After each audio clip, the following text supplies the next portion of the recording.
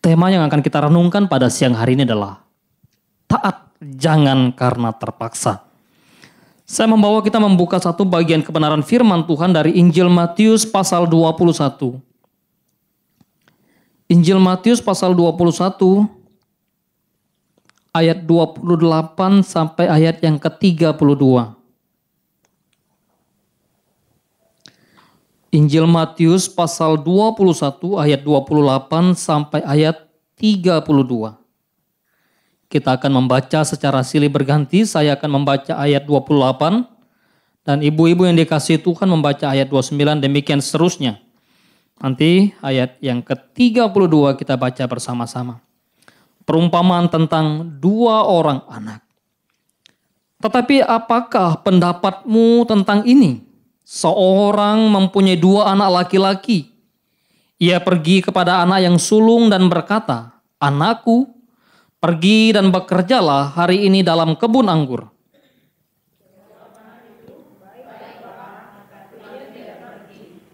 Lalu orang itu pergi kepada anak yang kedua dan berkata demikian juga.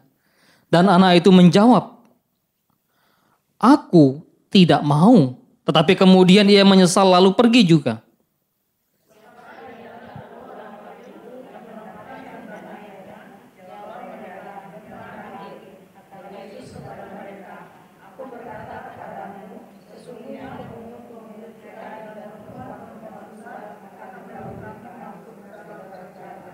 Sama-sama. Sebab Yohanes datang untuk menunjukkan jalan kebenaran kepadamu.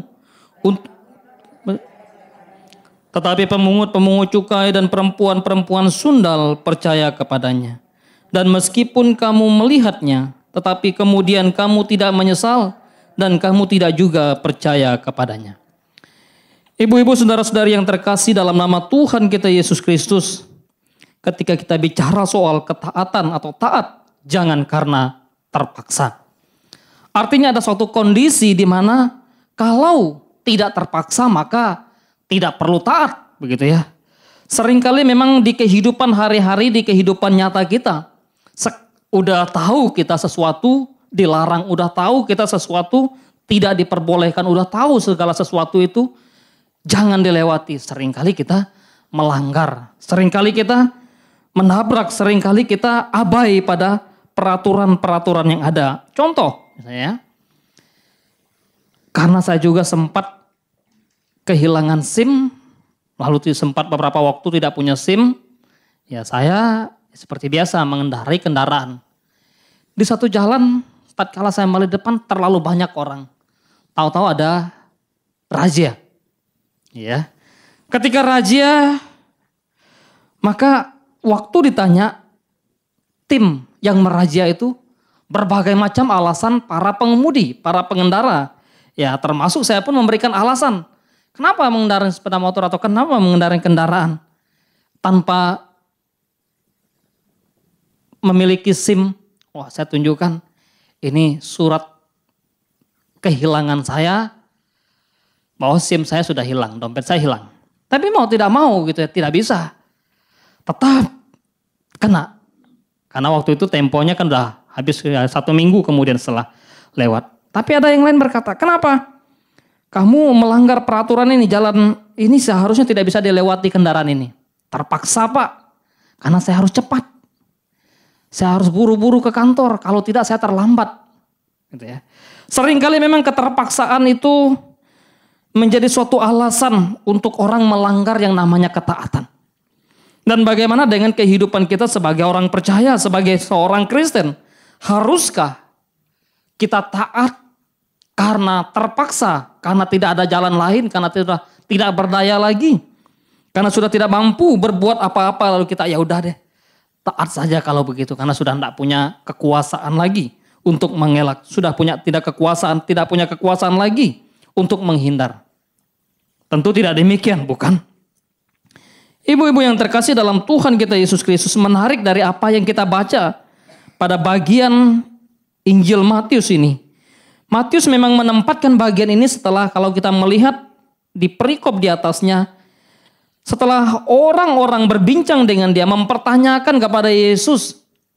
Kalau kita lihat konteksnya, Mereka bertanya kepada Yesus, Guru atau Yesus, dengan kuasa manakah engkau melakukan hal-hal itu? Dengan kuasa manakah engkau melakukan segala perbuatan-perbuatan ajaib, melakukan segala mujizat-mujizat? Dan siapakah yang memberikan kuasa itu kepadamu dalam ayat yang ke-23? Tapi apa yang dikatakan oleh Yesus kepada mereka secara khusus? Imam-imam ahli-ahli Taurat yang bertanya kepada Yesus. Menarik memang dalam percakapan sebelumnya. Yesus juga menjawab dan bertanya kepada mereka, kira-kira dari manusia atau bukan baptisan Yohanes itu? Apakah itu dari Allah atau dari manusia? Tentu di dalam ayat yang ke-26 mereka ragu dan bimbang untuk menjawab. Tapi apa yang mereka jawab? Kalau nanti mereka menjawab bahwa baptisan itu adalah dari manusia, maka ada konsekuensi yang mereka tanggung. Kalau memang baptisan itu dari Allah, maka mereka pun menanggung konsekuensi yang lain. Tapi mereka menjawab, kami tidak tahu. Yesus pun berkata kepada mereka, kalau demikian, aku pun tidak akan mengatakan kepadamu, kuasa manakah yang aku lakukan, atau dengan kuasa manakah aku melakukan hal-hal itu. Terus melanjutkan percakapan-percakapan demikian, maka Yesus masuk ke dalam satu perumpamaan yang tadi kita sudah baca. Dan berkata, memberi satu perumpamaan, seorang laki-laki, seorang ayah mempunyai 2 anak. Ia pergi kepada anak yang sulung dan berkata, anakku, pergi dan bekerjalah hari ini dalam kebun anggur. Apa yang dijawab anak sulungnya? Baik Bapak, tetapi ia tidak pergi.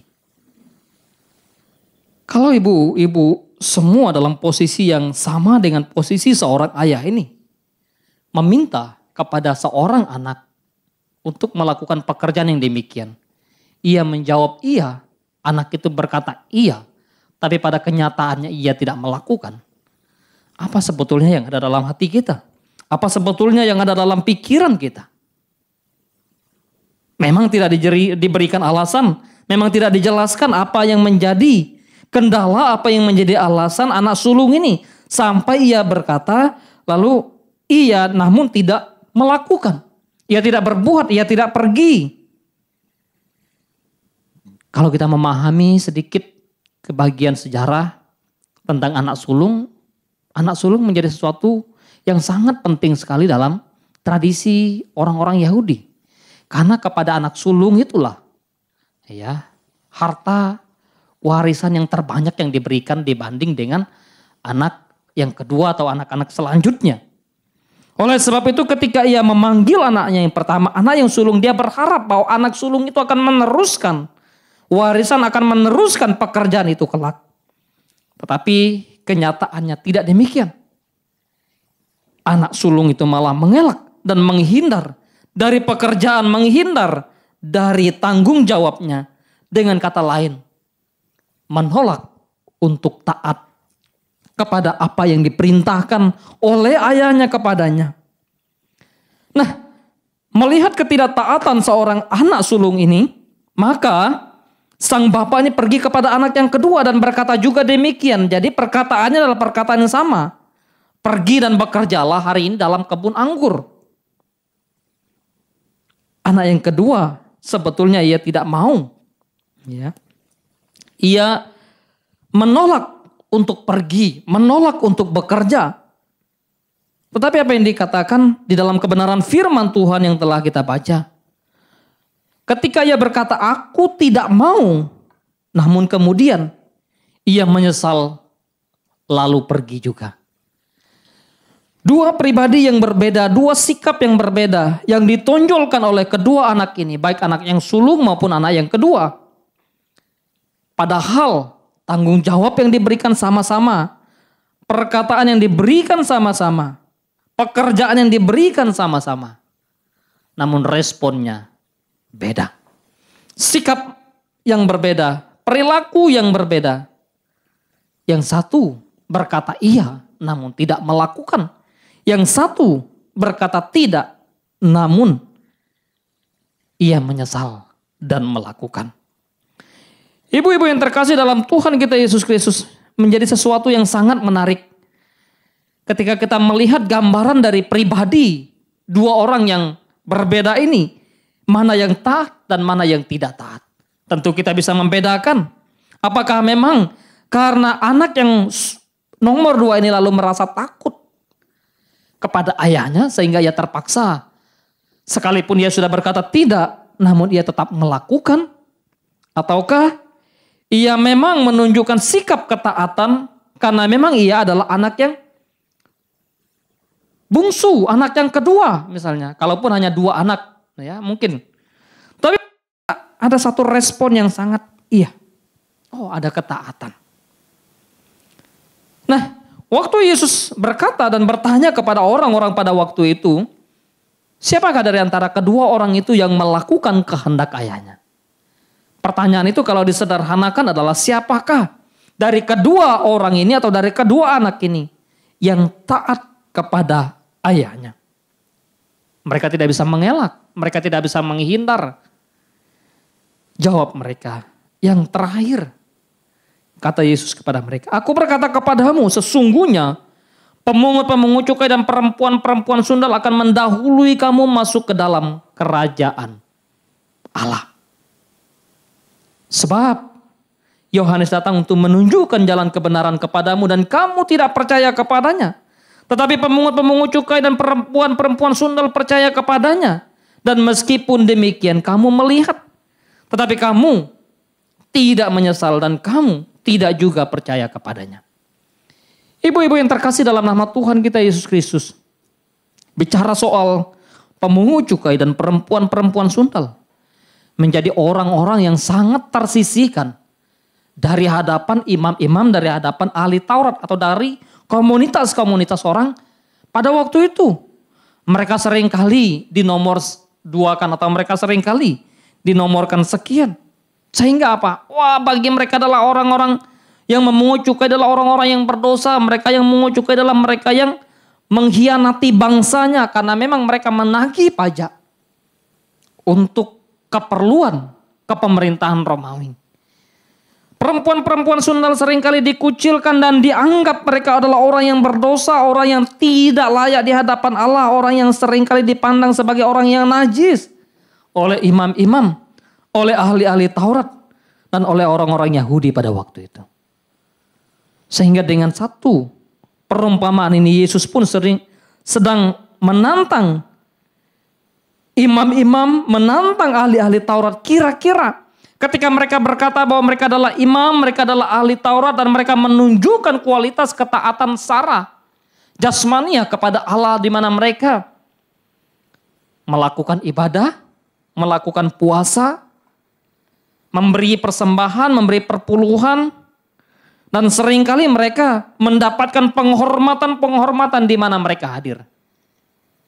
Secara jasmani atau secara agamawi, mereka mendapatkan satu penghormatan yang sangat baik, mendapatkan suatu penerimaan yang sangat baik dari masyarakat luas pada waktu itu.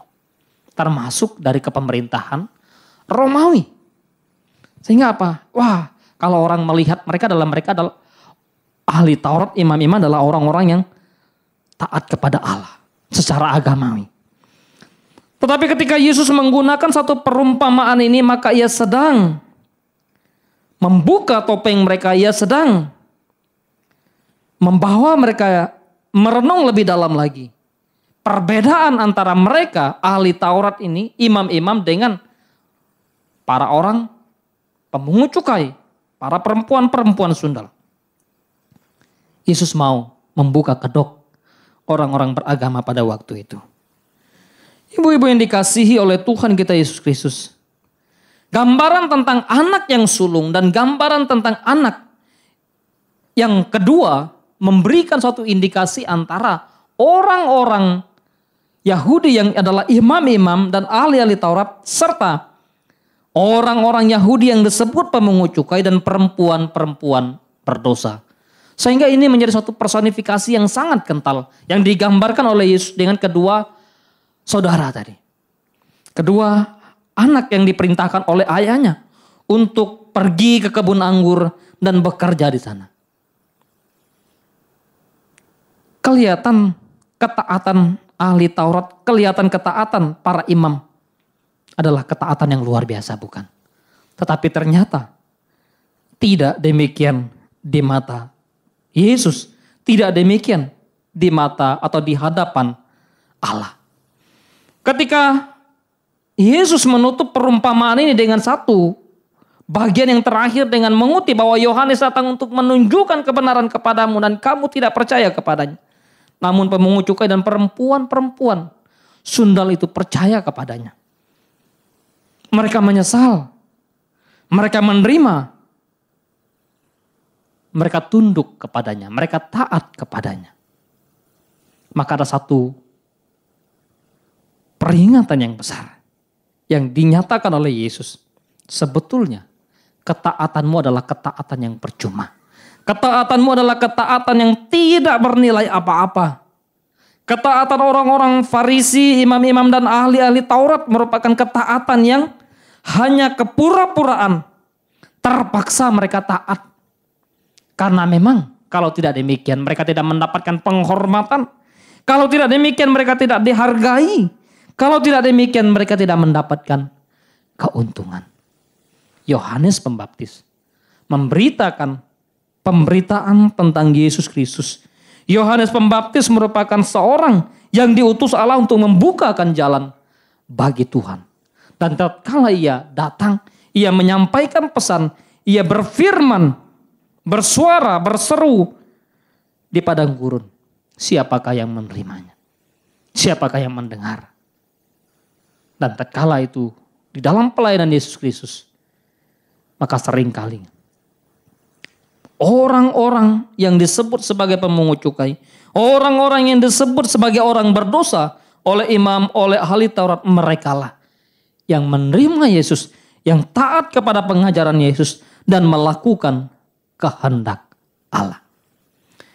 Ibu-ibu, saudara-saudari yang terkasih dalam nama Tuhan kita Yesus Kristus, kalau demikian, maka ketaatan Kristen, ketaatan sejati pengikut Kristus bukan ketaatan karena keterpaksaan. Tapi ketaatan yang memang betul-betul lahir dari satu penyesalan, lahir dari kesadaran diri yang terdalam bahwa saya adalah orang berdosa. Kita adalah orang yang berdosa yang telah hidup di dalam anugerah Allah, yang telah hidup dalam penebusan oleh Kristus Yesus. Maka untuk apa kita taat? Atau karena apa kita taat? Bukan lagi karena keterpaksaan. Kita taat karena kita sadar bahwa hidup kita telah ditebus dan telah diselamatkan oleh Allah. Itulah yang diperingatkan oleh Paulus kepada jemaat yang ada di Filipi. Kalau kita buka Filipi pasal yang kedua, ayat yang ke-12, Paulus mengingatkan kepada mereka. Filipi pasal 2 ayat 12.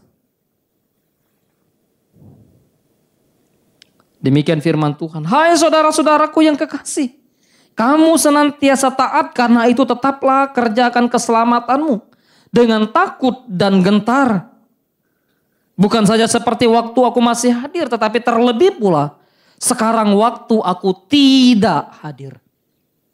Ketaatan orang percaya, ketaatan Kristiani, ketaatan orang-orang panggilan Allah, bukan lagi ketaatan karena dilihat oleh manusia. Tapi memang betul-betul ketaatan karena kesadaran bahwa kita hidup telah diselamatkan oleh Allah. Sehingga tidak ada jalan lain, tidak ada pilihan lain selain hidup dalam ketaatan yang sungguh. Dan Paulus mengingatkan mereka. Sebagai pemberita Injil, sebagai pendiri jemaat di Filipi, sebagai seorang rasul yang saat itu sedang terpenjara, Paulus mengingatkan mereka, hei jemaat di Filipi, kamu senantiasa taat dan tetaplah dalam ketaatan itu. Kerjakanlah keselamatanmu itu dengan takut dan gentar. Bukan saja waktu aku masih hadir bersama kamu di Filipi. Bukan saja waktu aku masih hadir dan tinggal bersamamu. Lalu bertemu denganmu kamu taat. Waktu aku tidak hadir lalu kamu tidak taat. Tidak. Paulus mengingatkan mereka tetap taat kepada Kristus. Tetap mengerjakan kebenaran. Tetap hidup dalam cinta kasih kepada Allah, sekalipun aku tidak ada di tengah-tengah kamu. Sekalipun aku tidak ada di antara kamu lagi, kamu mesti harus tetap taat. Ibu-ibu yang terkasih dalam nama Tuhan kita Yesus Kristus, inilah mestinya menjadi suatu dasar ketaatan kita kepada Allah. Ketaatan kita dalam melakukan segala kehendak Allah. Ketaatan kita dalam melakukan peribadatan kita kepada Tuhan. Jangan sampai kita beribadah, kita datang ke gereja, kita datang ke persekutuan, hanya karena misalnya, wah nanti kalau saya nggak datang saya dilawat sama pengurus ILF ini misalnya ya. Nanti kalau saya tidak datang saya ditelepon sama Bu Meta. Nanti kalau saya tidak datang saya dicari-cari, nanti mereka saya diabsen lagi. Jangan. Tapi ketaatan kita betul. Ya kita sadar bahwa hidup kita adalah hidup yang telah diselamatkan oleh Allah. Ya. Seringkali orang Kristen kan datang ke gereja. Wah nanti dicari Pak Gembala loh kamu. Nanti dicari pendeta loh kamu. Kalau kamu gak ke gereja. Jangan. Kedatangan kita, kehadiran kita dalam memuji Tuhan, dalam menyembah Tuhan, dalam beribadah kepada Allah. Karena kita tahu bahwa hidup kita telah diselamatkan. Dan memang seharusnya kita taat untuk hal itu.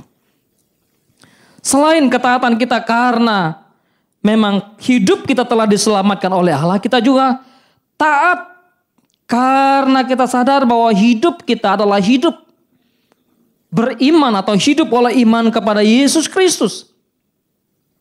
Abraham tatkala ia diperintahkan oleh Allah keluar dari tempat tinggalnya, keluar dari keluarganya, tinggalkan ayahnya, tinggalkan Tera, lalu hidup mengembara menuju tanah yang Tuhan janjikan. Lalu menerima perjanjian Allah. Tatkala dalam perjalanan hidup keberimanan Abraham, tak kunjung tiba anak yang dijanjikan itu. Lalu setelah diberikanlah Ishak kepada Abraham, tolong persembahkanlah anakmu itu. Abraham taat untuk mempersembahkan Ishak anaknya. Karena apa? Karena iman yang telah Allah anugerahkan kepada Abraham. Maka Abraham tatkala ia diminta Ishak untuk dipersembahkan, ia rela memberikan. Iman mendahului ketaatan. Iman Tuhan anugerahkan bagi hidup saya dan saudara. Iman Tuhan berikan sehingga oleh iman dan di dalam iman itu Abraham mampu mentaati apa yang Allah minta daripadanya. Kalau kita lihat dari Ibrani pasal 11. Mari kita lihat Ibrani pasal 11 ayat yang ke-8. Ibrani pasal 11 ayat 8. Karena iman maka Abraham taat ketika ia dipanggil untuk berangkat ke negeri yang akan diterimanya menjadi milik pusakanya. Lalu ia berangkat dengan tidak mengetahui tempat yang ia tuju. Karena iman ia diam di tanah yang dijanjikan oleh Allah. Seolah-olah di suatu tanah asing dan di situ ia tinggal di kemah dengan Ishak dan Yakub dan turut menjadi ahli waris janji yang satu itu. Lalu kalau diteruskan karena iman maka Abraham melewati berbagai macam proses untuk dia hidup berkenan di hadapan Tuhan. Ketaatannya. Oleh karena ia telah dianugerahkan iman dari Tuhan. Dan saya yakin, saya percaya sebagai orang yang percaya, kita telah dianugerahkan iman oleh Allah. Iman membawa kita, menuntun kita, menolong kita untuk hidup taat kepada Tuhan. Untuk hidup berkenan di hadapan Tuhan. Untuk mampu melakukan apa yang Tuhan tuntut dari kehidupan kita. Iman diberikan Allah untuk kita mampu menjalani hidup yang Tuhan panggil. Kemana Tuhan panggil kita dan seperti apa Tuhan panggil kita. Tentu kita tidak tahu, bukan? Tapi sebagai orang yang beriman, tatkala Allah memanggil kita ke dalam suatu proses yang sulit, proses yang berat, maka kita pun mesti taat. Abraham, ia taat kepada Allah yang memanggilnya oleh karena iman yang diberikan Allah. Sekalipun negeri yang dijanjikan gak tahu di mana.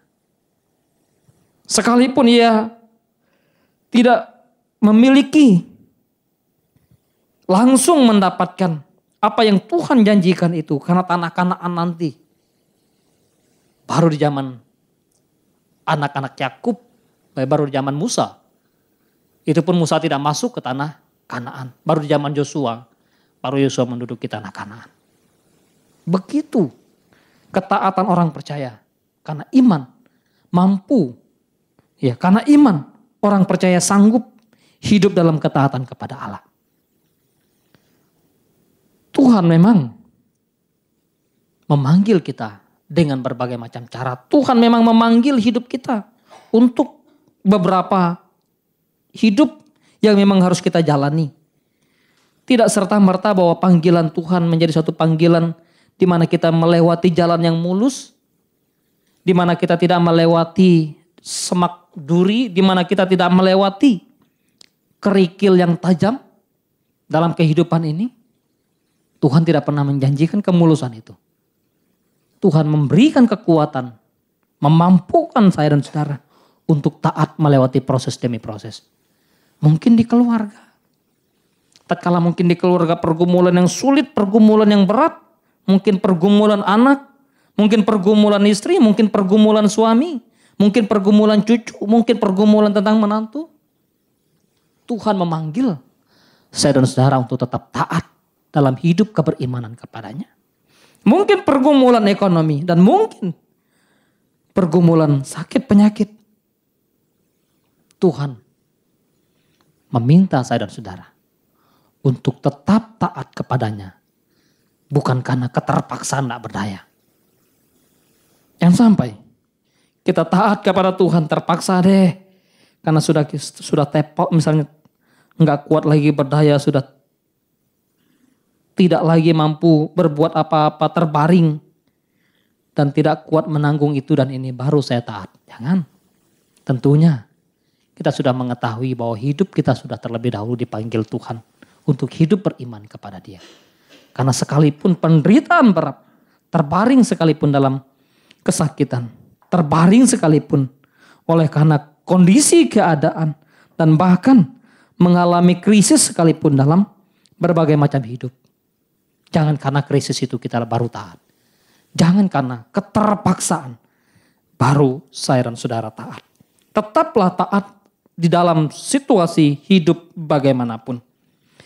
Ketaatan kita yang ketiga bukan karena kita terpaksa, tapi juga karena kita sadar bahwa hidup kita adalah hidup dalam kasih kepada Allah atau hidup oleh kasih. Orang percaya taat bukan karena terpaksa, tapi karena kasih Allah yang telah dinyatakan dalam hidup saya dan saudara. Yesus Kristus menjalani ketaatan itu.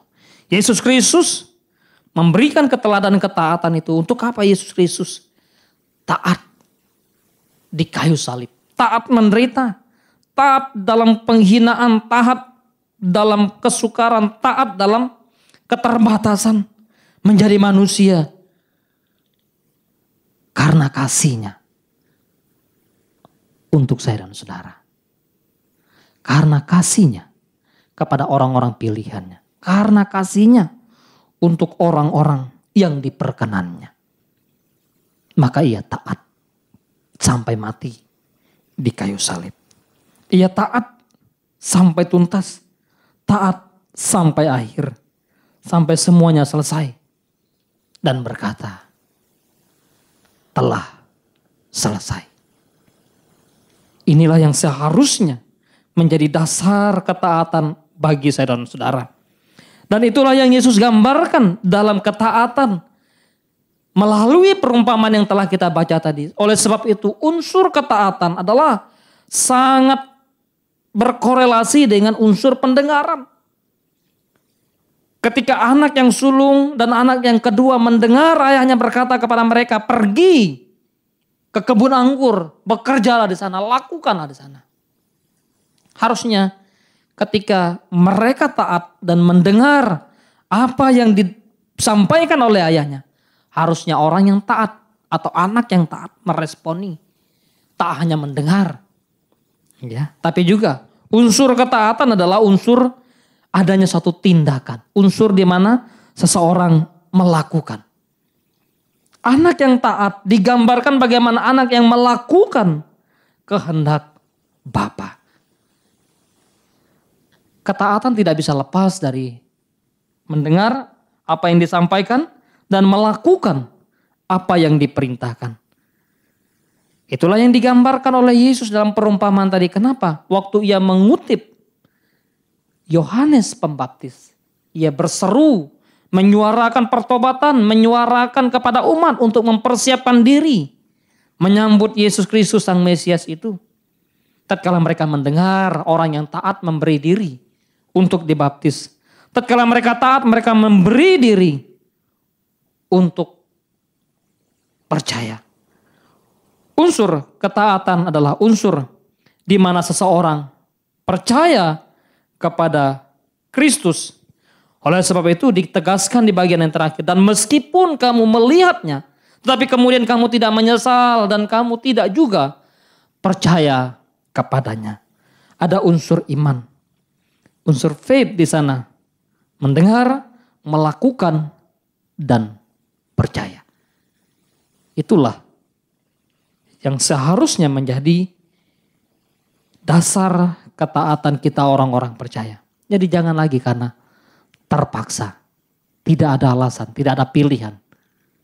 Terpaksa deh saya taat. Jangan sampai kita berpikir dan berkata, bentukan Tuhan tatkala Tuhan memanggil nabinya, Nabi Yunus, untuk memberitakan Injil ke Niniwe. Yunus menolak dan harus pergi meninggalkan Tuhan, pergi berpaling dari Tuhan. Dan ketika naik kapal, harus dibuang dan harus tangkap ikan. Di dalam perut ikan baru menyadari, dah terpaksa deh. Tidak ada jalan lain lagi untuk tidak taat kepada Tuhan. Sudah jalan buntu.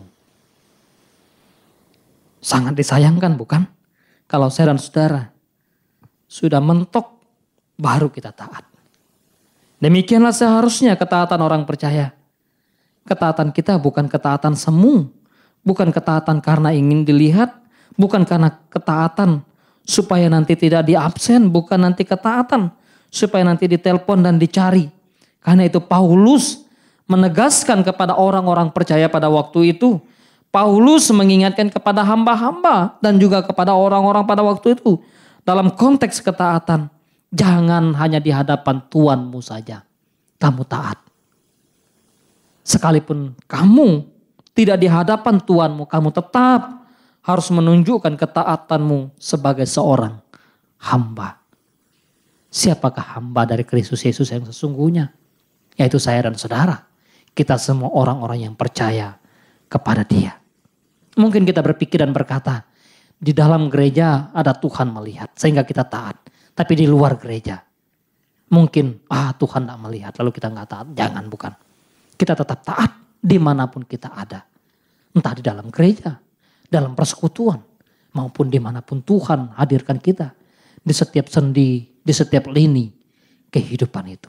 Itulah ketaatan Kristen. Kiranya Tuhan menolong kita. Tuhan memberkati kita. Menjadikan kita orang-orang yang taat terus. Bukan karena terpaksa. Tapi memang karena kesukacitaan. Karena kebahagiaan. Di mana hidup telah ditebus. Karena kebahagiaan.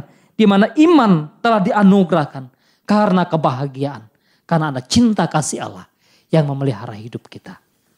Tuhan menolong kita. Tuhan memberkati kita. Kita berdoa.